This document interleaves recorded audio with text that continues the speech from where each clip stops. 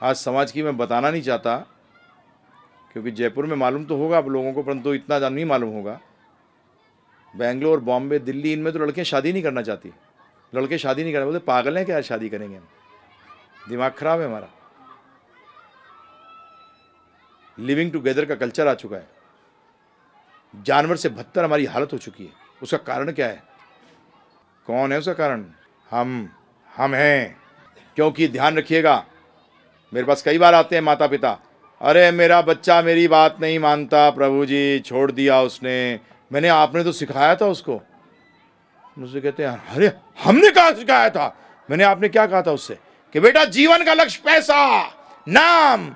जब वो किसी ऐसे व्यक्ति से दोस्ती करता था जिसके पास ये नहीं थे, आप कहते टाइम क्यों खराब कर रहा है ऐसे लोगों के साथ? अरे उनके साथ मिल जिनसे ये मिलेगा। तो अब क्या हुआ, जो इस चीज में उनका सहायता नहीं करे उसको छोड़ दो। अब आप तो बुढ़े सुड्ढे हो गए, अब आपसे कहाँ नाम मिलेगा, उसको पैसा मिलेगा। साइड में हो जा। सही है गलत है बताइए? हमने तो सिखाया है। सिखाया किसने? बचपन से। अरे भक्ति थोड़ी करनी है अभी बेटा, ये उम्र थोड़ी है, बुढ़ापे में कर।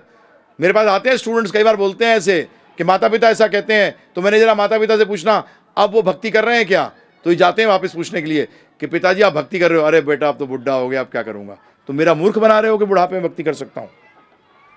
मेरा मूर्ख बना रहे हो कि मैं बुढ़ापे में भक्ति कर सकता हूं? जब भी प्रभुपाद जी कहते थे आजकल 99% माता पिता मिनी हिरण्यकशिपु हैं, छोटे हिरण्यकशिपु, क्योंकि अपने बच्चों को भगवान विष्णु से मिलने नहीं दे रहे। माता पिता का आपको समझना है, एक जीव आता है प्रभु जी आपके घर के अंदर, आपका तो पहली बात तो है ही नहीं।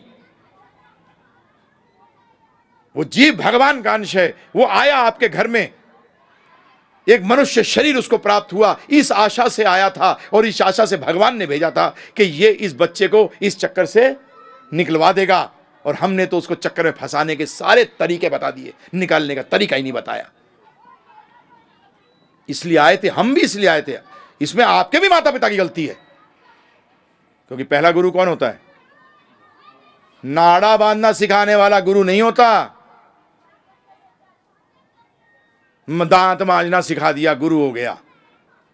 गुरु का काम क्या है? आध्यात्मिक ज्ञान देना। कौन दे रहा है? खुद मालूम नहीं और जो हमें भी मालूम। क्या है ये? ध्यान रखना, शरीर त्यागना है, सबको जवाब देना पड़ेगा। ये कोई मैं ऐसी बात नहीं कर रहा कि आपके लिए ठीक है यार देखेंगे। जब देखोगे तो देखने लायक नहीं रहोगे। मैं आपसे इसीलिए इतने जोर से क्यों बोल रहा हूं? मैं आपको अपना समझता हूं। मैं मानता हूं इस बात को कि मेरे से कई बार लोग बोलते हैं, मैंने कहा आप मेरे कज़न नहीं हो, आप मेरे कज़न नहीं हो, क्योंकि भगवान कहते हैं अहम बीज प्रदापिता, मैं ही बीज देने वाला पिता हूं। आप लोग सोचते हो कि मैं उस परिवार का, वो उस परिवार का, मैं तो देखता ही नहीं, इसलिए उस दृष्टि से देख नहीं सकता।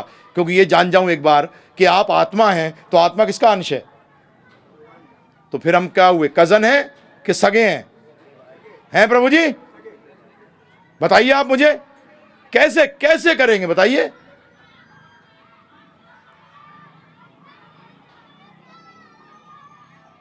क्या करें? किसी को बताता नहीं है प्रभु जी, सब आपको खुश करने आते हैं। अरे खुश तो डॉक्टर की बात समझिए प्रभु जी। डॉक्टर को देखिए, गैंग्रीन हो जाता है ना कई बार। गैंग्रीन पता है आपको क्या होता है? गैंग्रीन हो जाता है प्रभु जी तो क्या होता है, उस हिस्से को काटना पड़ता है कि अगर उस हिस्से को अगर वो बढ़ गया तो आपको जान ले लेगा। तो अगर हाथ में हो गया तो हाथ काट देते हैं, पैर में हो गया तो ज़्यादातर पैर में ज़्यादा होता है, क्योंकि डायबिटीज़ को ज़्यादा होता है ये। तो पैर में होता है तो उससे ज़्यादा कई की अंगूठा काट देंगे, कईयों का पैर काट देते हैं। तो बताऊँगे डॉक्टर को बोल के आता है पेशेंट, थैंक यू डॉक्टर साहब, थैंक यू। अबे पैर काट दिया तेरा, तो उसको थैंक यू कह रहा है। अरे भाई साहब, जीवन बचा लिया। क्या बचा लिया? जीवन बचा लिया।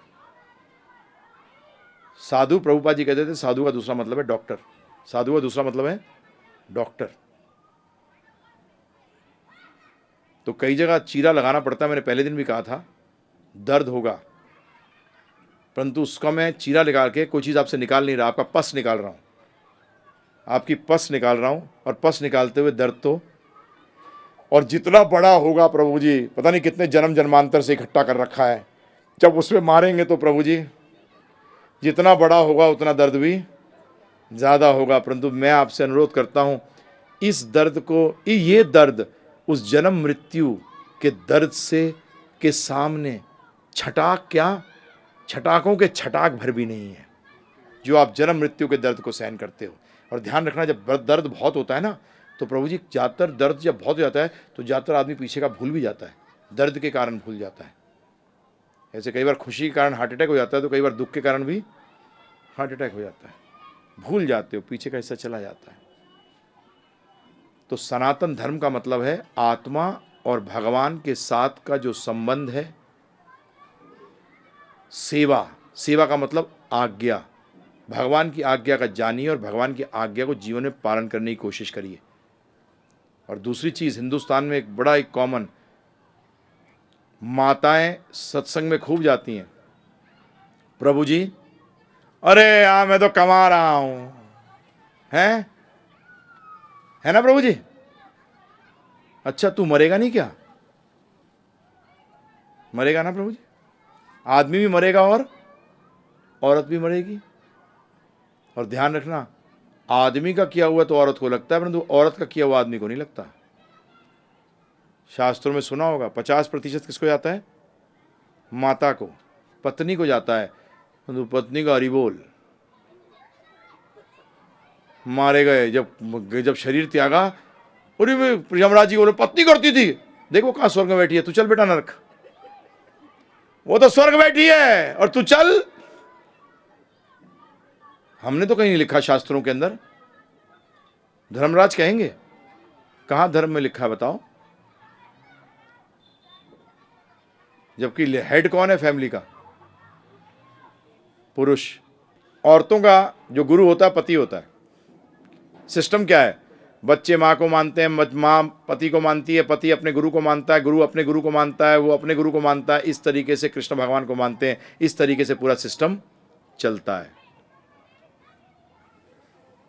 परंतु आज तो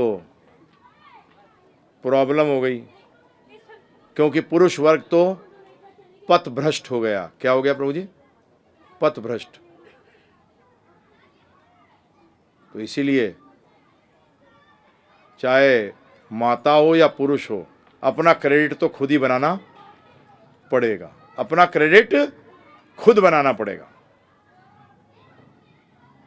कर्मा बैंक दोनों के अकाउंट अलग अलग हैं। पुरुष के साथ इतनी प्रॉब्लम है कि जो अपने में डालता है उसका आधा चला जाता है, किसको? पत्नी को। परंतु भक्ति में एक प्लस पॉइंट है, भक्ति में आधा जाने के बाद भी पूरा रहती है, क्योंकि भक्ति पूर्ण है। बाकी आप जितनी पूजा पाठ करोगे उसका आधा बिल्कुल 50-50 जाता टक। भक्ति में 50 चला भी जाएगा फिर भी 100 का 100 रहेगा, क्योंकि भक्ति आध्यात्मिक है। और आध्यात्मिक का बताऊं, आध्यात्मिक का फॉर्मूला बताऊं, 2 + 2 = 4, 2 - 2 = 4, यह आध्यात्मिक फॉर्मूला।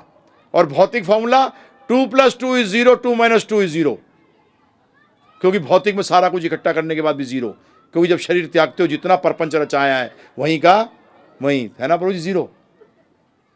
बताइए, ग्रैंड टोटल तो 0 ही है, कहाँ है ज्यादा?